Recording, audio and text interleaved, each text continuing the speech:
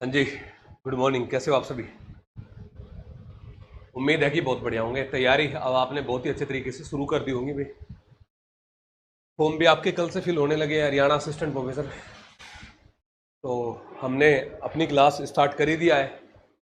तो देखिए dear friends, Haryana assistant professor के लिए सिलेबस डिफाइन करने के बाद में कल हमने आर्कियोलॉजी की जो क्लास ली थी उसमें हमने मुद्रा प्रणाली के बारे में जाना था कि प्राचीन भारत के अंदर क्या मुद्रा व्यवस्था थी, किस किस प्रकार से मुद्रा का हमारा विकास हुआ है। ये पूरी प्रणाली जो है हमने समझी थी। आज उसी कड़ी को आगे बढ़ाते हैं। यूनिट नंबर फर्स्ट से हमने अपने सिलेबस को स्टार्ट किया है। ये सिलेबस जो है मैंने कल भी आपको बताया था कि मैं 80 डे का टारगेट लेके चलूंगा। 80 डे के अंदर मैं बहुत ही डीपली और बहुत ही मतलब अच्छे तरीके से सिलेबस आपका कंप्लीट हो जाएगा। तो जो स्टूडेंट्स नए हैं वो तो हमारी एप्लीकेशन डाउनलोड कर लीजिए। उसके बाद में एक बैच हमारा स्टार्ट हो गया था, अभिलेख वाला चैप्टर हमारा है। मैं एक चीज दिखाता हूं यहाँ पे, आप सबसे पहले एक चीज देखिए आप कि जब आप सिलेबस में यूनिट नंबर फर्स्ट आप देखते हैं तो यूनिट नंबर फर्स्ट में जो सबसे पहला जो टॉपिक आपके पास सिलेबस का है उसमें दिया गया है कि negotiating the sources, archaeological sources, exploration, excavation, epigraphy, numismatics और डेटिंग ऑफ आर्कियोलॉजिकल साइट्स, है ना। ये हमारे कुछ आर्कियोलॉजिकल सोर्सेज के बारे में यहां पे दिया गया है। ये आपका सिलेबस है। फिर दूसरी चीज यहां पे हमारा साहित्यिक स्रोत दिए गए हैं, लिटरेरी सोर्सेज दिए गए हैं। उसमें हमारा जो हमारा प्राइमरी सोर्सेज है, सेकेंडरी सोर्सेज है, उनके बारे में यहाँ पे दिया गया है। और लास्ट में हमारा फॉरेन अकाउंट्स के बारे में दिया गया है कि जो विदेशी भारत में आए हैं उनमें चाहे ग्रीक विदेशियों की मैं बात करूं या मैं उनमें अरेबिक की मैं बात करूं या मैं उनमें इस्लामिक की मैं बात करूं, तो तीनों की मैं बात अगर करूं तो यहाँ पे इनके द्वारा जो विवरण यहाँ पे दिया गया है वो आपका सिलेबस का पार्ट है भाई। तो इनमें से हमने सबसे पहले कल आर्कियोलॉजी में हमने ये न्यूमिस्मेटिक्स वाला पढ़ा था, ये हमने कवर किया था एक ही क्लास के अंदर। न्यूमिस्मेटिक्स मतलब कि सिक्कों का अध्ययन वाली जो कहानी है ये हमने यहाँ पे देख ली थी भाई। अब इसी में आर्कियोलॉजिकल सोर्स को ही कंप्लीट करते हुए इसका दूसरा पार्ट कवर करेंगे। और दूसरा पार्ट है इसका, वो है आपका अभिलेख वाला पार्ट। अब अभिलेख, शिलालेख आपने बहुत सारे पढ़े होंगे, रैंडमली शुरू से पढ़ते आए हैं, है ना। पहले उसके बारे में थोड़ा सा बेसिक जानो, बेसिक समझो, और फिर उसके बाद में जो फैक्चुअल चीजें हैं उन फैक्चुअल चीजों की ओर आइए। आवाज क्लियर है? आवाज में कोई प्रॉब्लम तो नहीं है? एक बार आप मुझे कंफर्म करा दीजिए। तो मैं अपने सिलेबस को आगे बढ़ाता हूं। न्यूमिस्मेटिक्स से हम अब एपिग्राफी की तरफ चलते हैं। अब हम यहाँ पे अभिलेखों के अध्ययन वगैरह को हम यहाँ पे पढ़ेंगे भाई, ठीक है। तो सबसे पहली जो बात आती है एग्जाम डियर स्टूडेंट क्वेश्चन में कि हम जो आर्कियोलॉजी की हम बात कर रहे हैं, पुरातत्व की हम बात कर रहे हैं, इसका क्या फायदा है या पुरातत्व से हमें क्या सीख मिलती है, किस प्रकार से पुरातत्व हमारे लिए कार्य करता है। तो आप कहेंगे कि देखो कि जो कार्य आर्कियोलॉजी के माध्यम से हमें जानकारी में मिलते हैं, जिन चीजों की जानकारी हमें पुरातत्व से मिलती है वो चीजें हमें साहित्य से नहीं मिलती है। हम भारतीय इतिहास को 1500 साल पहले, 1500 बीसी, ईसा से 1500 साल पहले से हम लगभग शुरू करते थे, वैदिक पीरियड से शुरू करते थे। उसके बाद में हमें आर्कियोलॉजिकल सोर्सेज की जानकारी लगी और हमारा इतिहास एकदम कई हजार साल पहले पहुंच गया। या कहूं तो मैं आपको हड़प्पा से पहले, अब तो पैलियोलिथिक, मेसोलिथिक और न्योलिथिक, इन तीनों टाइम फेज के अंदर आ गया। ये किसकी देन है? तो ये देन आपकी आर्कियोलॉजी की, पुरातत्व की, ये हमारे यहाँ पे देन है। तो मैं ये कह रहा हूं आपको कि पुरातत्व का क्या मतलब है। पुरातत्व वो कार्य करता है कि जो हमारी पृथ्वी के गर्भ में जो छिपी हुई कुछ जो जानकारियां है वो हमारे तक पहुंचाने का कार्य पुरातत्व के द्वारा किया जाता है। उसमें आप तीन चीजों को देखते हैं। एक मैंने कहा अभिलेख, एक मैंने कहा यही सिक्के या मुद्रा, और एक जो तीसरा है वो है आपका स्मारक वगैरह हमारा कोई मिलता है, तो वो भी आपका पुरातत्व का ही भाग है भाई, है ना। देखिए डियर फ्रेंड, एक बात ध्यान रखना आप, मैं थोड़ा प्रयास शुरू से ये लेके चलूंगा कि स्क्रीनिंग के साथ साथ में चीजें आपको थोड़ा सा ब्रॉड वे में या डिस्क्रिप्टिव वे में आपको समझ आए, आपको सारा रटना ना पड़े, थोड़ा चीजों की आपको यहाँ पे समझ भी होनी चाहिए। फैक्ट मैं सारे इंक्लूड करूंगा, उसमें आपको कोई भी एक्सटर्नल सोर्स की ज्यादा आवश्यकता नहीं होगी, ठीक है। तो यहाँ पे ये जो हमारी पृथ्वी के गर्भ में जो छिपी हुई जो जानकारियां है वो हमारे पुरातत्व के माध्यम से हमें मिलती है। तो बात करते हैं हम अभिलेखों की कि अभिलेख क्या है, कैसे है, और मैं आपको इसी पीडीएफ के अंदर अभिलेख से संबंधित जो बनने वाले क्वेश्चंस है कुछ प्रैक्टिस के लिए वो भी लेके आया हूं, उसको भी बाद में आपने यहाँ पे देखना है। तो कुछ जो बेसिक जो हमारी शब्दावली है अभिलेखों से संबंधित, उनको आप देखिए क्या मतलब है इनका। जैसे कि सबसे पहले है कि कॉर्पस इंस्क्रिप्शन इंडिकोरम, कॉर्पस इंस्क्रिप्शन इंडिकोरम, इसका क्या मतलब है? इसका मतलब ये समझो इसको भाई कि मौर्य काल और गुप्त काल सहित प्राचीन भारत के इतिहास से संबंधित जितने भी हमारे लेख हैं उनका जो संग्रह है, मौर्य काल, गुप्त काल और इसके अलावा जो भी हमारे अभिलेख है उनका जो संग्रह है एक जगह जो उनको इकट्ठा किया गया है वो कॉर्पस इंस्क्रिप्शन इंडिकोरम नामक संकलनों की श्रृंखला में किया गया है। तो आप कहेंगे ऐसा किसने सबसे पहले सुझाव दिया कि भाई हमारे ये जो अभिलेख है ये बिखरे पड़े हैं, है ना, अभिलेख बिखरे पड़े हैं। भाई हमने जो है सबसे ज्यादा अभिलेख तो हम जो है अशोक के टाइम पीरियड पे या कहूँ मौर्य टाइम पीरियड पे हम पढ़ते हैं। अब इसके बाद में हम गुप्ता टाइम पीरियड पे भी बहुत सारे अभिलेख हमारे आते हैं, लेटर गुप्ता में भी हम अभिलेख पढ़ते हैं, राजपूत काल में भी हम अभिलेख पढ़ते हैं, बहुत सारे अभिलेख हमारे आते हैं। तो कहीं ना कहीं इनको एक जगह तो संग्रह करने की आवश्यकता थी।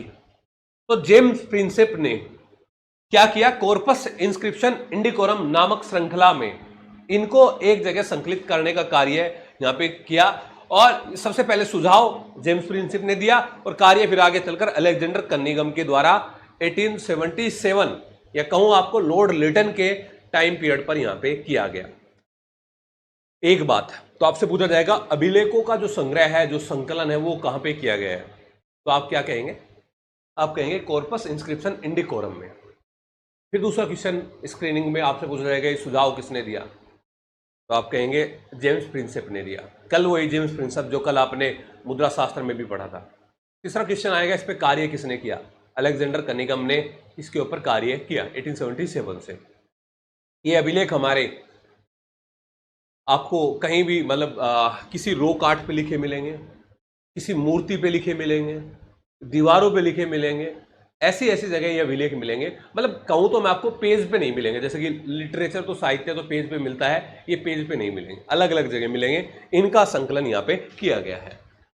फिर आता है एपिग्राफिया इंडिका क्या है, एपिग्राफिया इंडिका क्या है, तो आप क्या कहेंगे कि एक पुस्तक है, ये 1882 से 1977 तक भारतीय जो पुरातत्व सर्वेक्षण है, आर्कियोलॉजिकल सर्वे ऑफ इंडिया है हमारा, ASI है, इसका आधिकारिक प्रकाशन कौन सी पुस्तक है, तो आप कहेंगे एपिग्राफिया इंडिका है। ठीक है, ये बस इतना आपको यहां पे याद रखना है। इसके बाद में भाई हम हर चीज का अध्ययन, हम जो है एक सेकंड ब्लर हो गया ना, एक सेकंड, हम जो है हर चीज का अध्ययन पढ़ते हैं। हर चीज का अध्ययन मतलब कि हर चीज का अध्ययन मतलब कि भाई हम कहते हैं कि भाई पर्यावरण के अध्ययन को क्या कहा जाता है, या कहें कि अभिलेखों के अध्ययन को क्या कहा जाता है, या फिर सिक्कों के अध्ययन को क्या कहा जाता है, ऐसा हम पढ़ते हैं। तो अगर कभी भी पूछा जाए कि अभिलेखों का अध्ययन क्या कहा जाता है, तो आप क्या कहेंगे? एपिग्राफी कहा जाता है। हिंदी में इसको ही बोला गया है पुरालेख विधा, पुरालेख विधा इसको बोला गया है अभिलेखों के अध्ययन को। फिर आता है कि मौखिक और जो लिखित ऐतिहासिक ग्रंथों में जो भाषा का अध्ययन है उसको क्या बोला गया है, उसको बोला गया है भाषा शास्त्र, या कहूं तो फिलोलॉजी। ये कुछ ऐसे वर्ड है जो आपको यहाँ पे याद रखने हैं डियर स्टूडेंट, है ना। फिलोलॉजी किसको बोला गया है, एपिग्राफी किसको बोला गया है, या फिर हम क्या कहते हैं कि जो हमारी पांडुलिपियां मिली है उनका जो टाइम पीरियड हमें उनका टाइम पीरियड बताना होता है ना, उसकी जो जानकारी है, उसका जो अध्ययन है, उसको क्या बोला गया है, तो आप कहेंगे पैलियोग्राफी। पैलियोग्राफी, तो देखो पैलियोग्राफी, फिलोलॉजी और आपका एपिग्राफी, तीनों अलग है, तीनों अलग है भाई, है ना। तो तीनों को आपने याद रखना कि पैलियोग्राफी किसको, फिलोलॉजी किसको और एपिग्राफी किसको, किसके अध्ययन को ये बोला गया है। इसके बाद में बात आती है हमारी, जब आप मौर्य काल आप पढ़ते हैं और मौर्य काल में आपने बहुत सारे अधिकारियों को आपने पढ़ते हैं आप, अध्यक्ष हमारे 27 अध्यक्ष आते हैं। तो उनमें हम जैसे कि कहते हैं कि भाई एक हमारा माना अध्यक्ष है, एक हमारा सूरा अध्यक्ष है, एक हमारा विविता अध्यक्ष है, एक हमारा जो है अकरा अध्यक्ष है। तो इस प्रकार से हम बहुत सारे अध्यक्षों को हम पढ़ते हैं। तो उन्हीं में से एक अध्यक्ष हमारा आता है अक्षपटला अध्यक्ष। अक्षपटला अध्यक्ष मौर्य काल के अंदर आपने ये नाम सुना होगा, जाना पहचाना, मौर्य काल के अंदर आपने ये नाम लगा होगा, अक्षपटला अध्यक्ष। तो अक्षपटला अध्यक्ष का जो कार्य होता था, आप कहते कि हाँ ये महालेखाकार होता था, महालेखाकार होता था। तो महालेखाकार मतलब कि जो ये अभिलेखों को संग्रह करने का, इनसे संबंधित जो जिम्मेदारी मिली थी वो किसको मिली थी, अक्षपटला अध्यक्ष नामक अधिकारी को मिली थी। तो इनका कार्य क्या होता था कि प्राचीन भारत में लेखों और अभिलेखों का ये प्रभारी अधिकारी हमारा हुआ करता था। इसके बाद बात आती है एपिग्राफिया कर्नाटका क्या है। तो आप कहेंगे कि ये भी एक बुक्स का एक कलेक्शन है, पुस्तकों का एक सेट है कर्नाटक के अंदर। ये बेंजामिन लुइस के द्वारा संकलित ये एक सेट है। और जो हमारे मैसूर जो एरिया है कर्नाटक के अंदर, मैसूर क्षेत्र के अंदर जो हमारे पूरा लेख पर जो चीजें मिली है, उनको वहां पे चीजें यहाँ पे संकलित की गई है। इसको बोला गया एपिग्राफिया कर्नाटका। अलेक्जेंडरी, अब कुछ नाम जान लो। जैसे कल आपने मुद्रा शास्त्र से जुड़े हुए कुछ नाम जाने थे, जेम्स प्रिंसेप आपने देखा था, और इसके अलावा हमारे 4-5 नाम हमने भगवान लाल इंद्रजी देखा, पंडित। तो यहाँ पर भी कुछ नाम आपको जाने हैं। अलेक्जेंडरी, तो अलेक्जेंडरी कौन, तो आप कहेंगे कि ब्रिटिश आर्कियोलॉजिस्ट था ये, तमिलनाडु के पल्लावरम से एक ताबूत की खोज के लिए इनको जाना गया है। इसके बाद में नाम आता है लोंगहर्स्ट का। तो लोंगहर्स्ट कौन, तो ये भी एक आर्कियोलॉजिस्ट है ना। तो आपने क्या याद रखना है कि मुद्रा शास्त्री कौन है, नाम याद रख लिया। आर्कियोलॉजिस्ट कौन है, वो नाम आपने यहाँ पे याद रख लिया, है ना। ये आपने याद रख लिए। तो ये था एक अभिलेखों के मामले में बेसिक परिचय। अब शुरुआत होती है आपकी अभिलेखों की।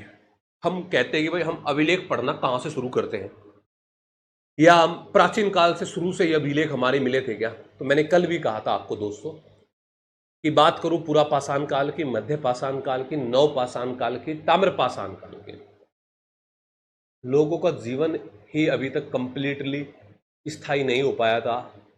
उनका रहन सहन अभी तक व्यवस्थित नहीं हो पाया था। तो और कार्य तो बाद में होंगे। तो ये कुछ भी जानकारी हमें अभिलेखों के माध्यम से उस टाइम पीरियड की जानकारी नहीं मिलती। उस टाइम पीरियड की जानकारी हमें टूल्स के आधार पर मिलती है, औजारों के आधार पर और पोटरीज के आधार पर। फिर हम इस टाइम पीरियड के बाद जब हम हड़प्पा सभ्यता में आते हैं, तो हमने हड़प्पा सभ्यता के अंदर 1-2 जगह धोलावीरा नामक इस साइट से हमें कुछ लेख मिले हैं। लेकिन जो धोलावीरा से जो लेख मिले हैं उनको अभी तक पढ़ा नहीं गया है, क्योंकि हम हड़प्पा काल की लिपि को पढ़ नहीं पाए हैं। और जब लिपि को पढ़ नहीं पाए हैं तो हम उस पर हमें जानकारी में प्रॉपर वो नहीं है। तो फिर हड़प्पा के बाद जो टाइम पीरियड हमारा आता है वो आता है हमारा वैदिक पीरियड। वैदिक पीरियड आपका 1500 बीसी, 1500 साल पहले बीसी से हमारा शुरू होता है। हम जो मानते हैं ऋग्वेदिक पीरियड के बारे में, मैक्स मूलर का मत हम मानते हैं कि उन्होंने कहा था कि ये टाइम सेट है कि इस टाइम आर्य इन्वेजन हुआ था और ऋग्वेदिक पीरियड की शुरुआत हुई थी 1500 बीसी के अंदर।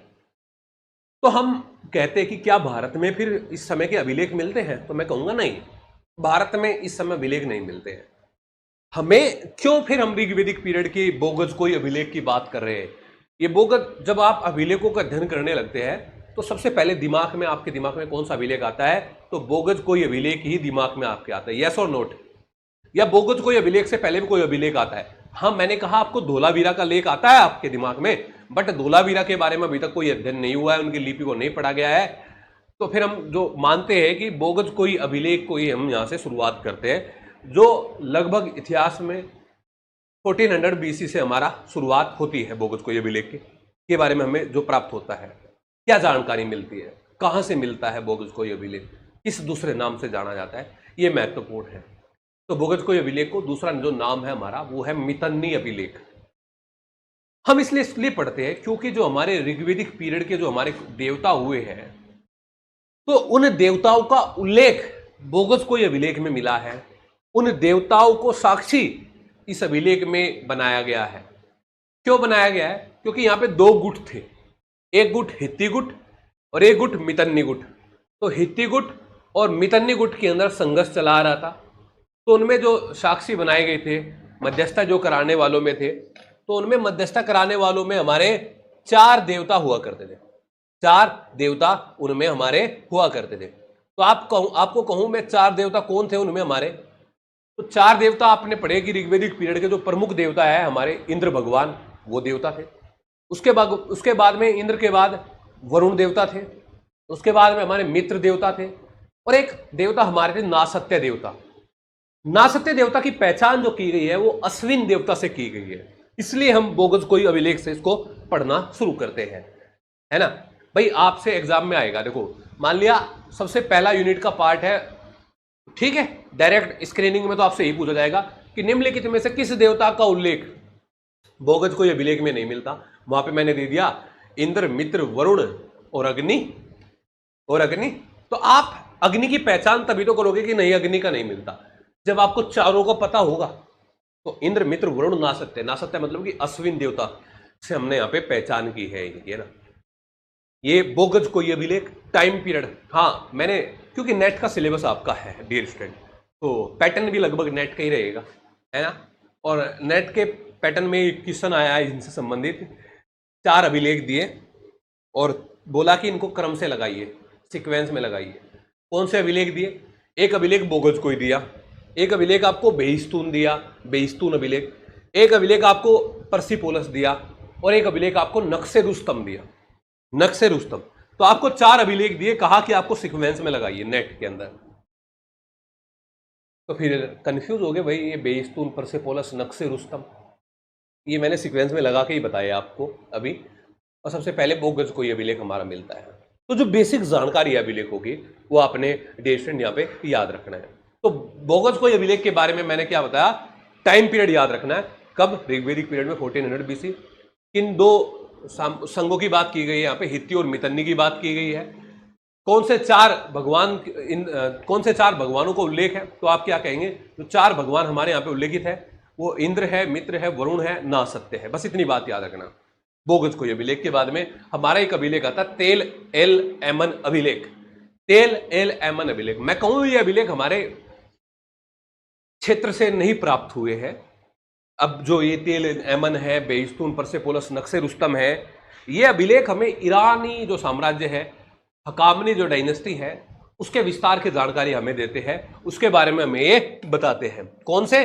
चाहे मैं बेहिस्तून की बात करूं, चाहे मैं परसिपोलस की बात करूं, और चाहे मैं फिर नक्शे रुस्तम की बात करूं, इन तीनों की मैं बात कर रहा हूं, तो ये ईरानी साम्राज्य के बारे में बताते हैं। तो तेल एल एमन लेक जो है ये मिस्र से मिट्टी की कुछ मुहरें मिली है।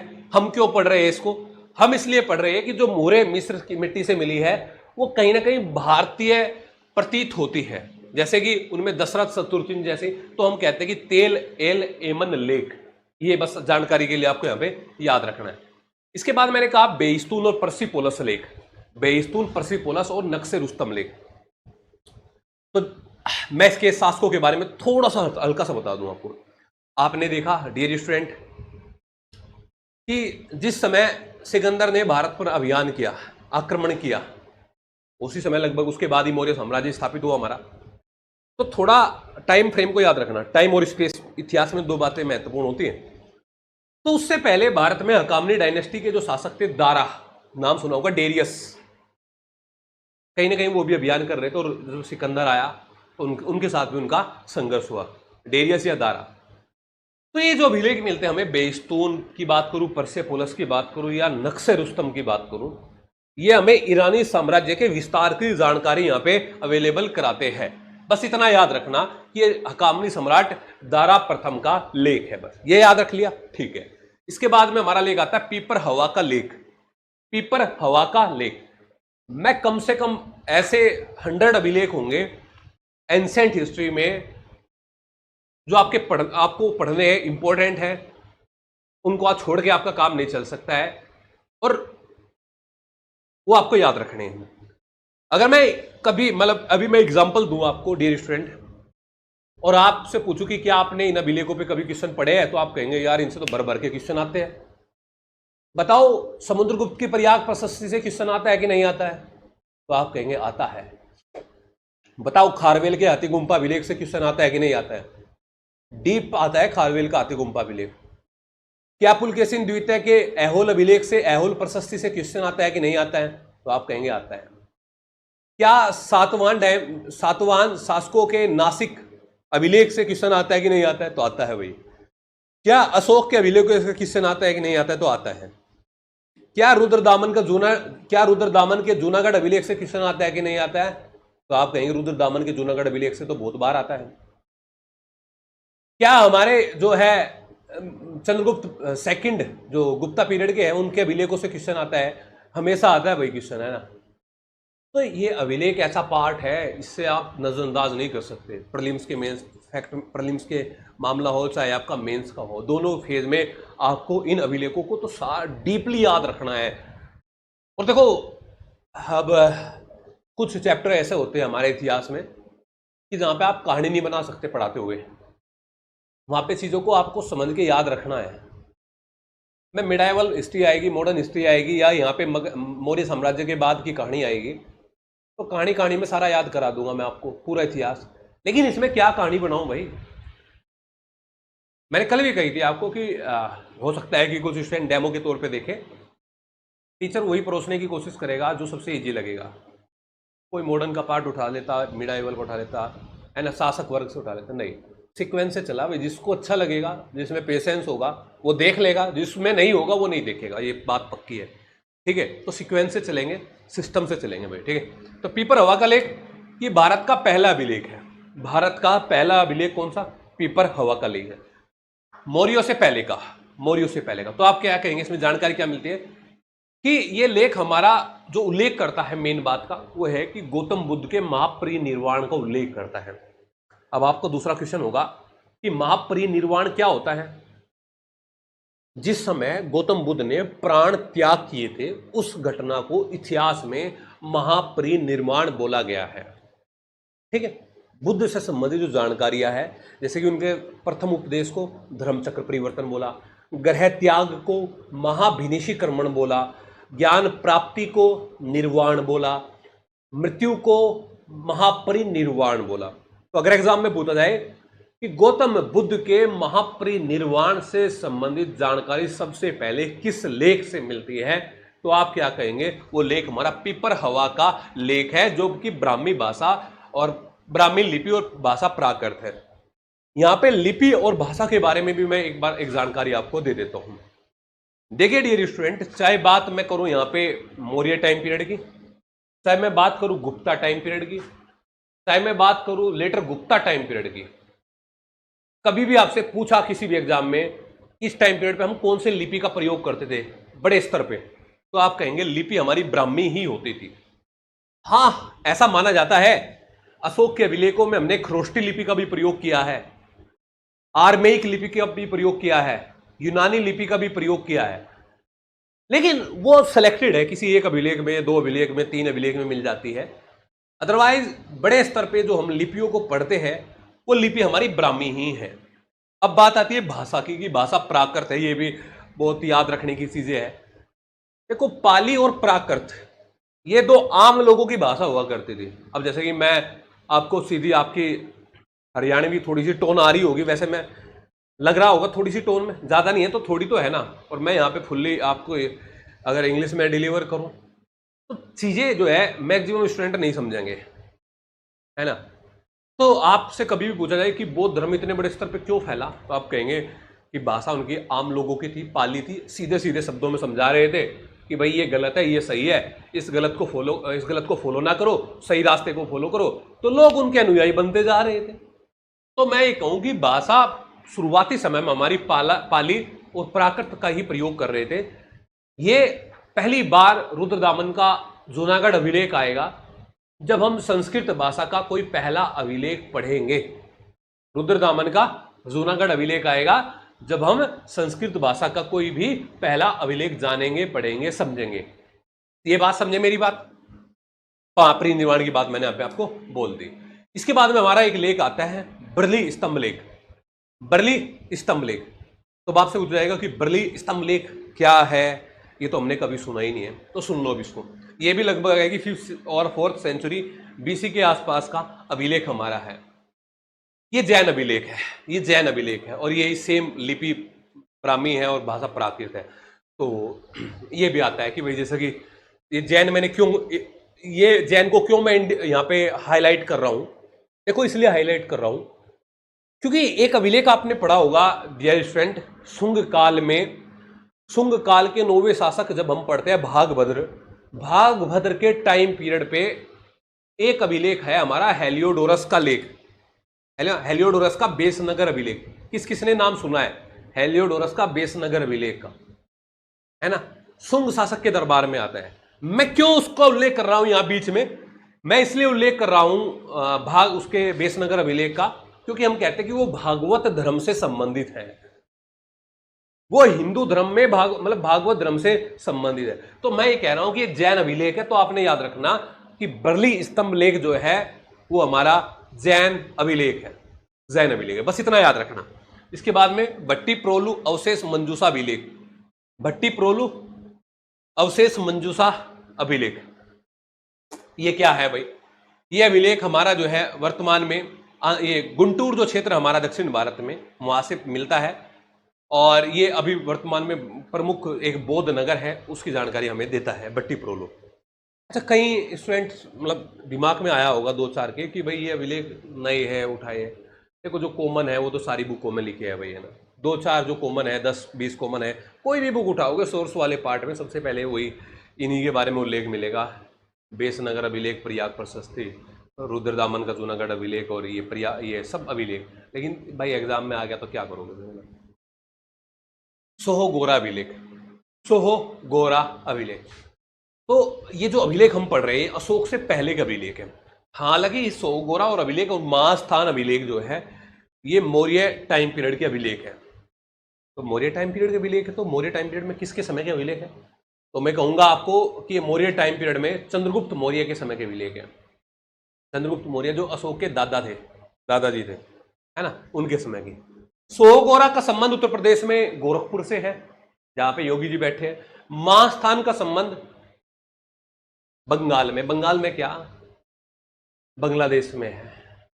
बांग्लादेश के हालचाल तो आज सभी देख रहे हैं कि क्या स्थिति बांग्लादेश की है अभी। तो सोहो गोरा का संबंध गोरखपुर से और महास्थान का संबंध कहां से, बांग्लादेश से है। तो कभी भी पूछा जाए किसके संबंध में है तो चंद्रगुप्त मौर्य के। लिपि ब्राह्मी, भाषा प्राकृत, और कौन सी सामग्री पर मिलते हैं ये अभिलेख, तो मैंने कहा आपको कि जो हमारे अभिलेख हैं ये रोक आर्ट में मिलेंगे, ये पिलर आर्ट पे मिलेंगे, ये ताम्र उस पे मिलेंगे, ताम्रपत्र पे मिलेंगे, तो ये ताम्र पे मिलते हैं हमें जानकारी।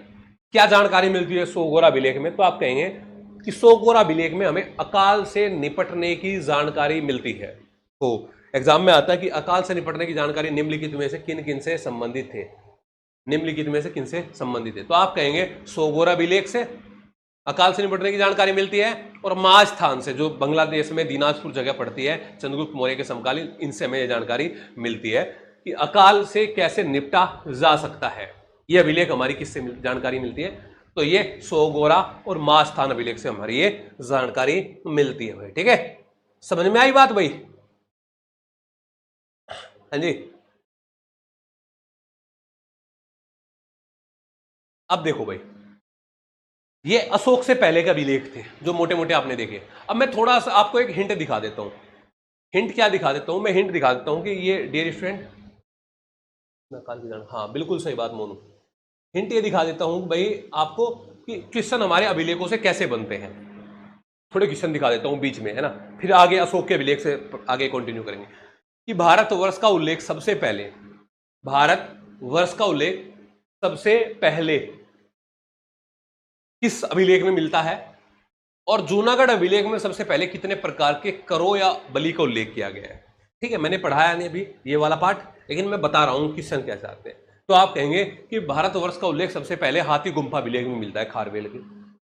यहां पे आया कि भाई जूनागढ़ अभिलेख में कितने प्रकार के करो का उल्लेख है, तो आप कहेंगे 6 प्रकार के करो का उल्लेख है। ये क्वेश्चन का पैटर्न है बनने का हमारा, है कि पुलकेशिन द्वितीय के ऐहोल अभिलेख में संस्कृत के, ओ सॉरी मैं नहीं बोल दिया आंसर, किसके ऐहोल अभिलेख में संस्कृत के कवि और नाटककार कालिदास का उल्लेख किया गया है? तो आप क्या कहेंगे? पुलकेशिन द्वितीय के ऐहोल अभिलेख में उल्लेख किया गया है। फिर आपसे पूछा जाएगा कि विक्रम संवत और शक संवत के बीच का अंतर क्या है ना? ये भी हमें जानकारी अभिलेखों के माध्यम से तो मिलती है, अभिलेखों के माध्यम से जानकारी मिलती है। ये संवत वाली कहानी थोड़ी थोड़ी मोटी मोटी समझते हैं आप या नहीं समझते हैं? हाँ जी, समझते हैं संवत वाली कहानी? आगे विस्तार में बताऊंगा, थोड़ा सा बता देता हूं कि देखो, हम शक संवत जो हम पढ़ते हैं वो हम कनिष्क के टाइम पीरियड में उसकी शुरुआत हुई हमारी 78 एडी में। विक्रम संवत की जब हम बात करते हैं वो बीसी की घटना है, 57 बीसी में, है ना? और देखो डियर स्टूडेंट, एक घटना बीसी की है, एक घटना एडी की है, एक घटना ईसा पूर्व की, एक घटना ईस्वी की है। तो इस फेज में हम दोनों को ऐड कर देते हैं, 78 और 57 को हम ऐड कर देंगे, तो इन दोनों के बीच का जो अंतर आएगा वो 135 आएगा, 135 आएगा। समझे बात? जैसे कि अभी अब मैं कहूँ, आपसे पूछूं कि कौन सा साल चल रहा है अभी कैलेंडर में, तो आप कहेंगे 2024। मैं कहूँ कि शक संवत के अनुसार अभी कौन सा साल चल रहा है, तो आप कहेंगे शक संवत के अनुसार चल रहा है गुरुजी अभी 2024 में से 78 माइनस कर दोगे आप, 2024 में से 78 माइनस कर देंगे तो शक संवत का आ जाएगा। फिर मैं पूछूं आपसे कि विक्रम संवत के अनुसार अभी कौन सा साल चल रहा है, तो आप कहेंगे विक्रम संवत के अनुसार, तो 2024 में 57 ऐड कर देंगे, इसमें ऐड करेंगे, शक संवत में माइनस करेंगे, क्योंकि वो एडी का है। मोटी सी बात बताई मैंने ना, और डिटेल बाद में। थोड़ा स्क्रीन ब्लर है या क्लियर है, एक बार बताना मुझे। ब्लर है तो कल ठीक हो जाएगी। कि निम्नलिखित में से गलत विकल्प का चयन करें। ये 4 ऑप्शन आपके पास में है, इन 4 ऑप्शन को मैं पढ़ के सुनाता हूं। ये एग्जाम का अभिलेखों से बनने वाला पैटर्न है कि इस पैटर्न पे हमारे एग्जाम में क्वेश्चन आते हैं कि भारत में पहली बार अंकित किए गए सोने के सिक्कों का प्रचलन का श्रेय इंडो ग्रीक या इंडो यवन शासकों को जाता है। भारत में सोने, ओके, मोनू कुमार आंसर दीजिए। भारत में पहली बार सोने के सिक्कों का प्रचलन का जो श्रेय है सबसे पहले इंडिया यवन को जाता है, पहला ऑप्शन। कुषाणों ने सबसे पहले तांबे के सिक्के जारी किए, दूसरा ऑप्शन। स्कंदगुप्त के सिक्कों पर उन्होंने वीणा बजाते हुए दिखाया गया है, तीसरा ऑप्शन। समुद्रगुप्त और कुमारगुप्त के सिक्कों को उनके अश्वमेध की जानकारी मिलती है। 4 ऑप्शन आपके सामने है, आप मुझे बताइए सही आंसर क्या है। इस टाइप से क्वेश्चन बनता है, मतलब एक पार्ट गुप्ता से उठा लिया, एक पार्ट आपका इंडिया वन से उठा लिया, ऐसे अलग अलग ऑप्शन उठा के आपके सामने क्वेश्चन को परोसा जाता है।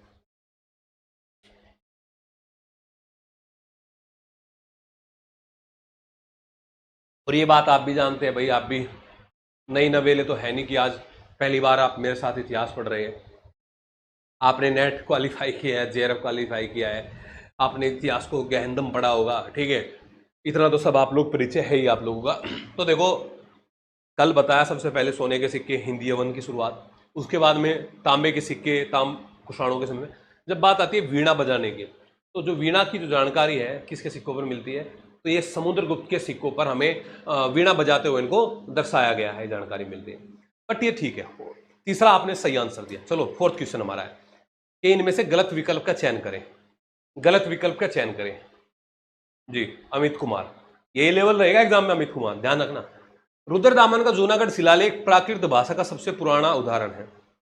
रुद्रदामन का जूनागढ़ शिलालेख प्राकृत भाषा का सबसे पुराना उदाहरण है। दूसरा ऑप्शन है हमारा कि शिलालेखों से ज्ञात होता है कि ब्राह्मणों को कर मुक्त भूमि जो प्रदान की जाती थी अग्रहार कहलाती थी। तीसरा ऑप्शन है कि भारत के सबसे पुराने सिक्के जो 5वीं और 6ठी शताब्दी ईसा पूर्व के, उनको पंचमार्क सिक्के कहा जाता था, पंचमार्क या आद सिक्के।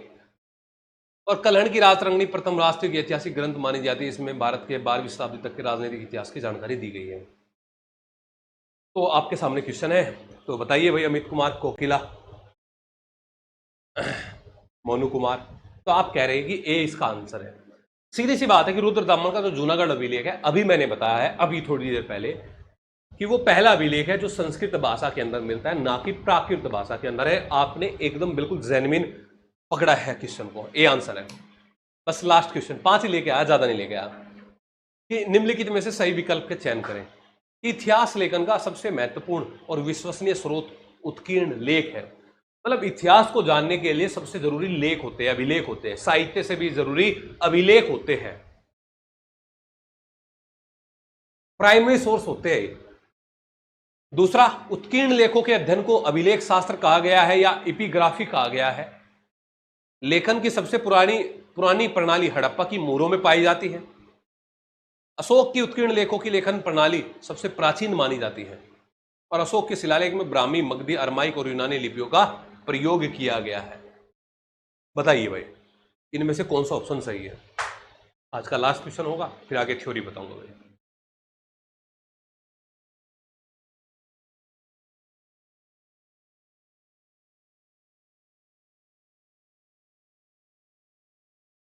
मोनू कुमार कह रहे हैं बी, अभिलेख शास्त्र। एपिग्राफी तो कहा जाता है अभिलेखों के अध्ययन को। मोनू कुमार, बी तो सही है। अच्छा सॉरी, अच्छा बी ऑप्शन कह रहे हैं, ठीक है, मैं इस पे चला गया, ऑप्शन कहीं कहीं है। एकदम राइट पकड़ा आपने भाई, बी। 1 2 3 4 सही है, पांचवा इसलिए गलत है, मैंने कहा कि अशोक के अभिलेख जो है ब्राह्मी, आर्मेइक, ख्रोष्टी, यूनानी मिलते हैं, उसमें मगधी भाषा का प्रयोग नहीं किया गया। मगधी भाषा का प्रयोग नहीं किया गया है, ठीक है। बहुत बढ़िया, एकदम शानदार है भाई, पढ़ाने में मजा आएगा। बिल्कुल है ना, पढ़ाने में मजा आएगा। Very good. ये एक थोड़ा सा हिंट था कि किस टाइप के क्वेश्चन हमारे बनते हैं। अब हम शुरुआत करते हैं डियर स्टूडेंट, अशोक के अभिलेखों से। यहीं से तो असली लेख शुरू होते हैं। कोई एग्जाम देखा आपने ऐसा आज तक जहां से अशोक के अभिलेखों से संबंधित क्वेश्चन ना आया हो? ऐसा कोई एग्जाम होता ही नहीं जहां पे अशोक के शिलालेख,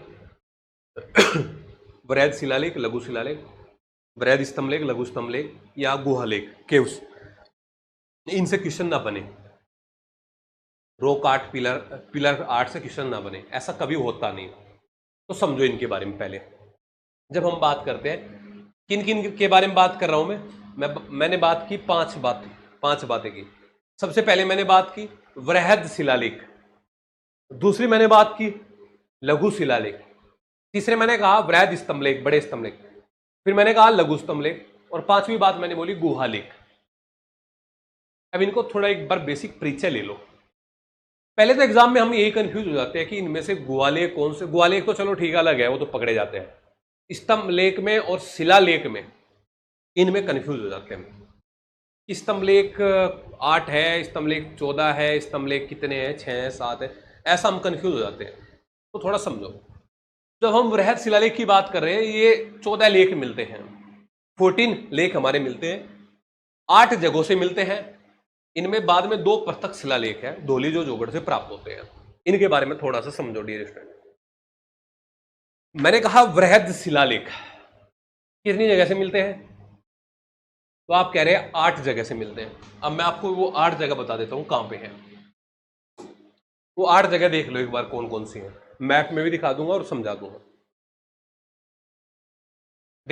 देखो, जब आप बात करते हैं सबसे पहले इन 8 शिलालेखों की अशोक के, तो इन 8 शिलालेखों में हम शुरुआत जो करते हैं 2 भारत से बाहर की करते हैं अभी वर्तमान में। तो जो 2 भारत से बाहर है यानी कि पाकिस्तान में है, वे 2 अभिलेख हमारे कौन से हैं, पाकिस्तान वाले। तो आप कहेंगे वो अभिलेख हमारे शाहबाजगढ़ी और मानसेहरा, ये भारत से बाहर है, पाकिस्तान में है। विस्तार में आगे चलकर इनको मैं यहां पे बताऊंगा भाई। दूसरी बात, अब ये तो 2 भारत से बाहर हो गए। अब भारत में एंट्री होती है भाई, भारत में एंट्री पाकिस्तान से होती है, तो गुजरात बॉर्डर भी लगता है। तो गुजरात में एक जगह पड़ती है हमारी गिरनार। गिरनार, तो गिरनार जो जगह है, गिरनार से हमारा एक लेख मिलता है भाई। इसके अलावा उत्तर प्रदेश से निकल के एक नया राज्य बना था हमारा, जो नया राज्य बना था उत्तर प्रदेश से, वो था उत्तराखंड।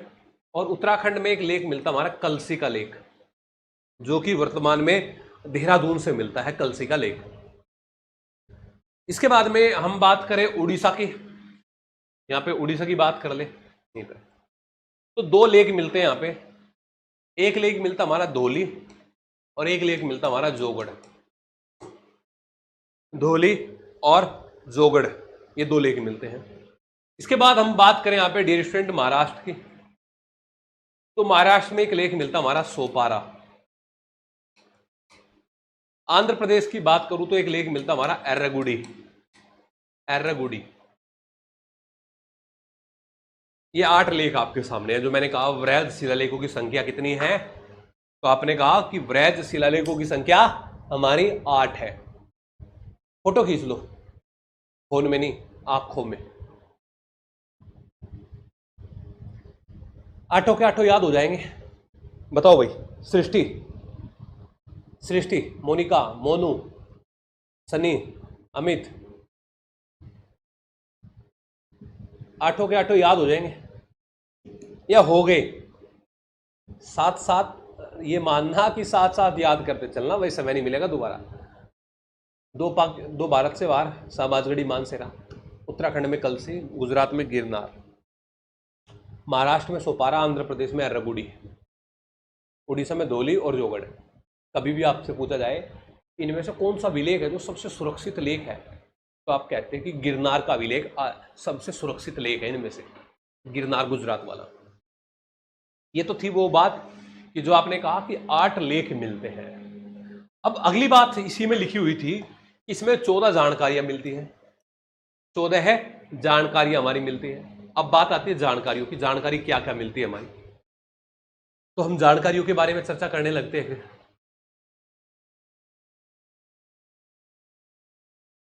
जानकारी क्या मिलती है तो मोटा सा उनके बारे में मैं यहाँ पे चर्चा कर लेता हूँ पहले, उसके बाद में मैं स्तंभ लेख पे जाऊंगा और गुहा लेख पे जाऊंगा।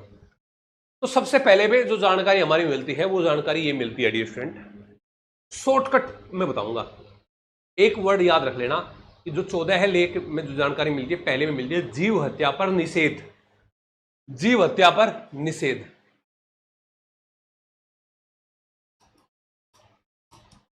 अब आप कहेंगे जीव हत्या पर निषेध मतलब कि यहां पे बोला गया है कि देखो अशोक ने कहा, क्योंकि अहिंसात्मक सिद्धांत को फॉलो करते थे, हिंसा को नहीं मानते थे, और हिंसा को नहीं मानते थे, जीव हत्या को तो नहीं मानेंगे। तो इन्होंने कहा पहले खाने पकाने में, बलि में हजारों सैकड़ों की संख्या में पशुओं की बलि दी जाती थी, पकाया जाता था।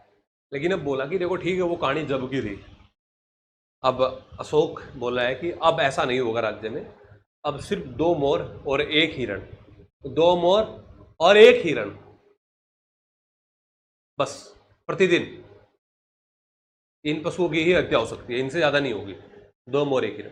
तो कहूं तो आपको कभी पूछा है जीव हत्या पर निषेध से संबंधित कौन सा विलेख हमारा है, तो आप कहेंगे पहला विलेख है। दूसरा विलेख किससे संबंधित, तो आप कहेंगे मानव कल्याण, या मानव कल्याण कहूं या कल्याणकारी अभिलेख कहूं, कल्याणकारी अभिलेख कहूं। मैं इसको कल्याणकारी अभिलेख क्यों कह रहा हूं, या यहां पे इसलिए कह रहा हूं कि क्योंकि ये मानव चिकित्सा की जानकारी दे रहे कि भाई जहां पे जरूरत है मेडिसिन की, अशोक ये आदेश दे रहा है अपने अधिकारियों को कि जहां पे जरूरत है मेडिसिन की वहां पे मेडिसिन अवेलेबल कराइए। मानव चिकित्सा, पशु चिकित्सा, इसके बारे में लोक कल्याणकारी कार्य यहां पे हो रहे हैं, तो इसलिए मैं इसको कल्याणकारी अभिलेख में बोल रहा हूं। दूसरी बात यहां पे सीमांत राज्यों का उल्लेख मिलता है, सीमांत राज्यों का उल्लेख मिलता है। तो आप कहेंगे सीमांत राज्यों का उल्लेख मिलता है, मैं कहूंगा हाँ। तो सीमांत राज्य कौन से, सीमांत राज्य मतलब कि जो अशोक की सीमा में नहीं थे, सीमा से लगते हुए राज्य थे, जिनमें हमारे कौन कौन आते हैं, चेर आते हैं, चोल आते हैं, पांड्या आते हैं, सत्यापुत्र आते हैं। चेर, चोल, पांड्या, सत्यापुत्र ये हमारे आते हैं, केरल वाले हैं। तो ये हमारे हैं जो लगते हुए राज्य हमारे हैं, चेर, चोल, पांड्या, सत्यापुत्र। तो ये सीमांत राज्यों की बात की है। अब बात करते हैं हम तीसरे अभिलेख की, तीसरे अभिलेख की। तो तीसरे अभिलेख में किन चीजों की चर्चा है, तो आप कहेंगे तीसरे अभिलेख में जानकारी हमारी जो मिलती है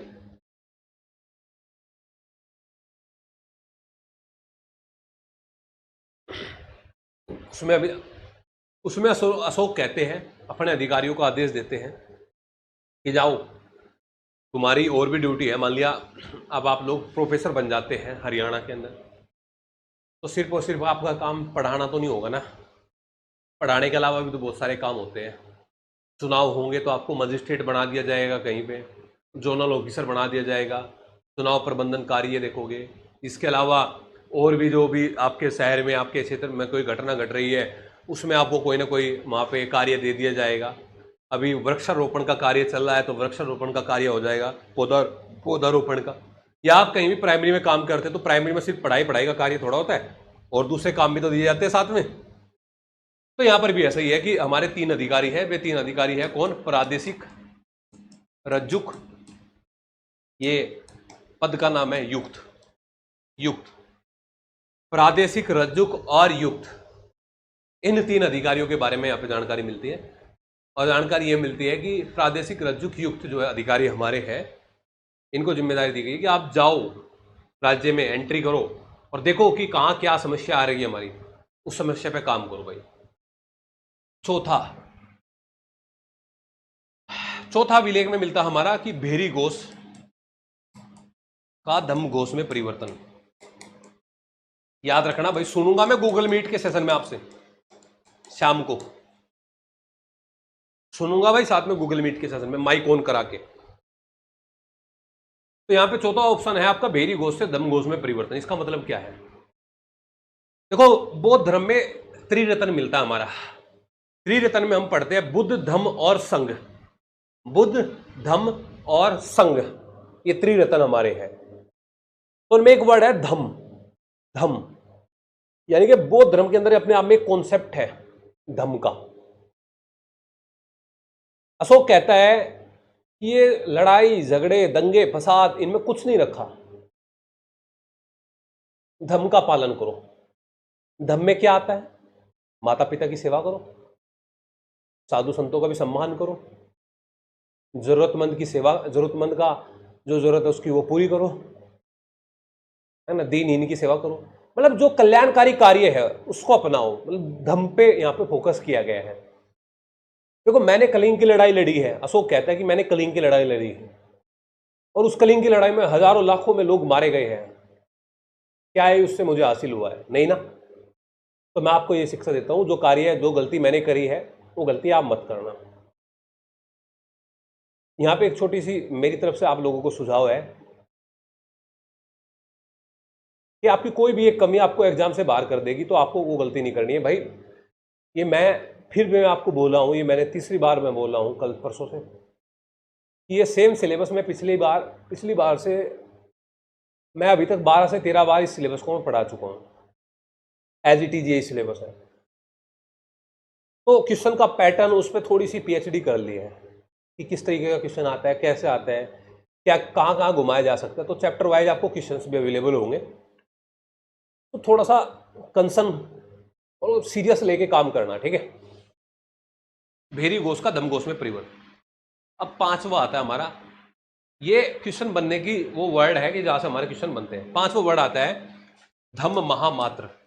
ये क्या कहेंगे आप? क्या कहेंगे? धम्म महामात्र कौन है? तो मैं कहूंगा कि एक अधिकारी है, इनकी नियुक्ति की गई है धम्म महामात्र नामक अधिकारी की। ये नियुक्ति क्यों की गई है? कि जाओ राज्य में और देखो जहां जिसकी जरूरत है वहां पे उनको शिक्षा दीक्षा दो कि भाई ये सेवा करो, माता पिता का सम्मान करो, ये सब। 5वें के अंदर धम्म महामात्र की नियुक्ति की जानकारी है। बात आती है छठे की।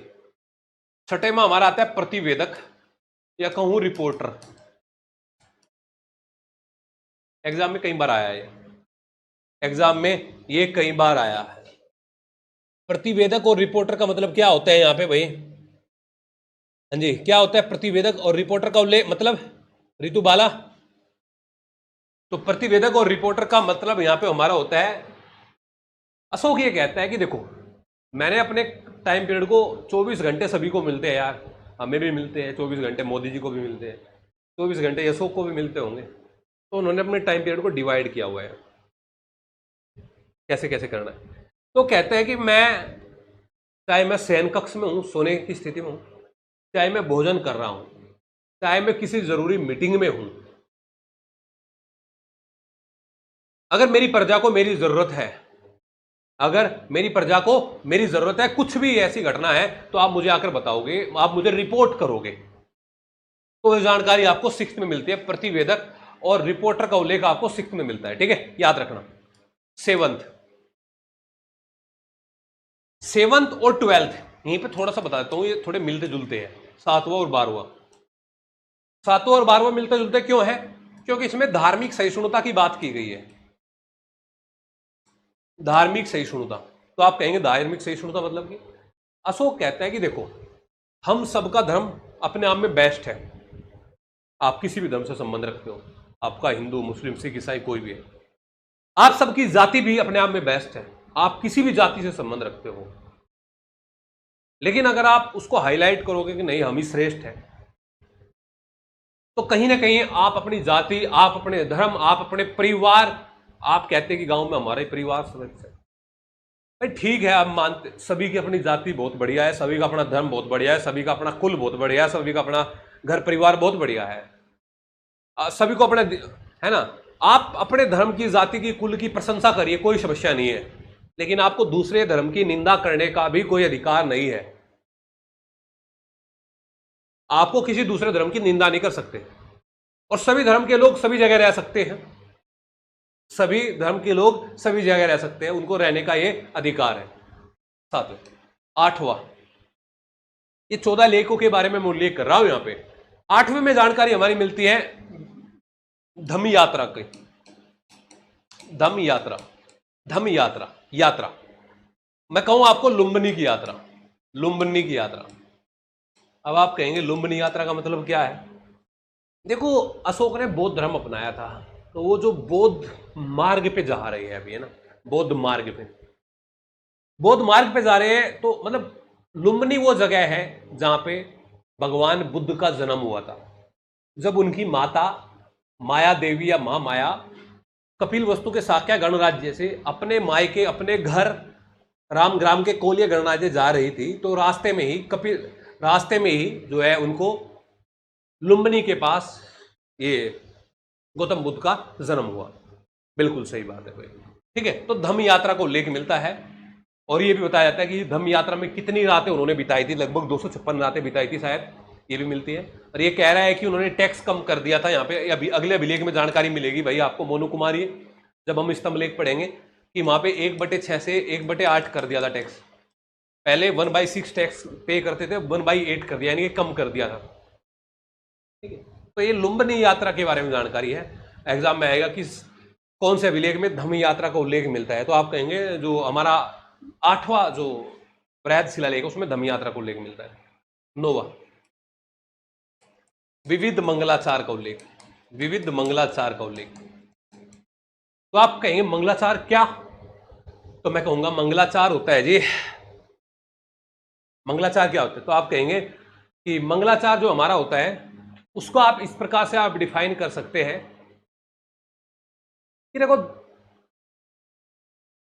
ज्यादा देख दिखावे में कुछ नहीं है, शो में कुछ नहीं है, मंगल कार्य करते रहो, वही बेस्ट है बस, है ना, देख दिखावा नहीं करना है, ये बात है। उसके बाद में हम कहते हैं 10th में धम्म पे फोकस है। 10th में, 10th और 11th में ये कहा है कि धम्म पे फोकस किया गया है। ये कहा है कि हम शादी विवाह करते हैं, हम उसमें हजारों लाखों रुपए लगाते हैं, किसी बर्थडे विश करते हैं, मनाते हैं किसी का, तो उसमें हम पैसे लगाते हैं। उनका असली सुख ये नहीं है, ये असली सुख भाई धम्म का कॉन्सेप्ट में बता रहे हैं, ये असली सुख है। यहाँ पे धम्म पर फोकस किया गया है 10th 11th में। 12th मैंने बताया आपको, और लास्ट का आता है हमारा 13th वाला।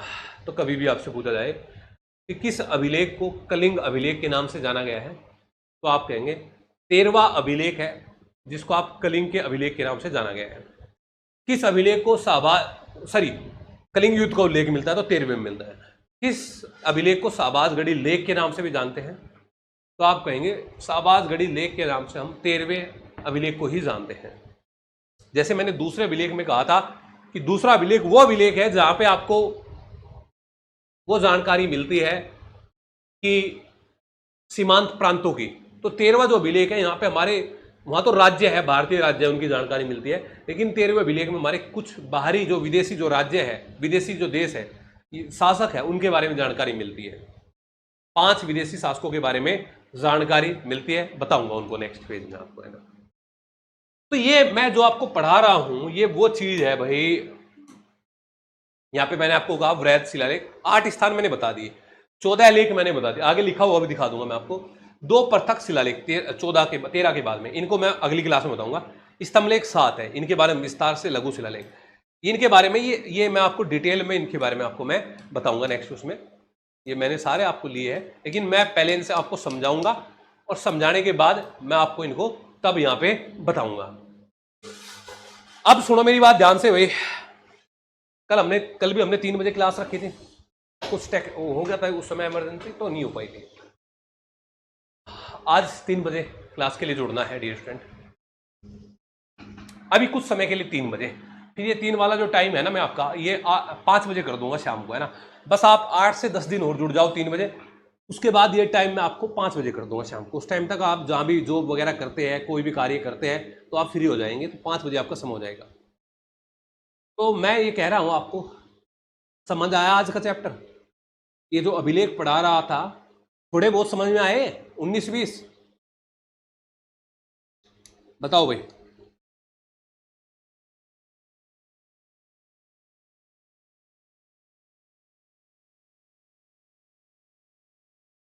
नहीं मोनू, मुझे 10 बजे नहीं मैं रख सकता, मुझे यूनिवर्सिटी जाना पड़ता है भाई, मैं यूनिवर्सिटी में हूँ यहाँ पे ना, और 10 बजे की तो समस्या है हो जाएगी।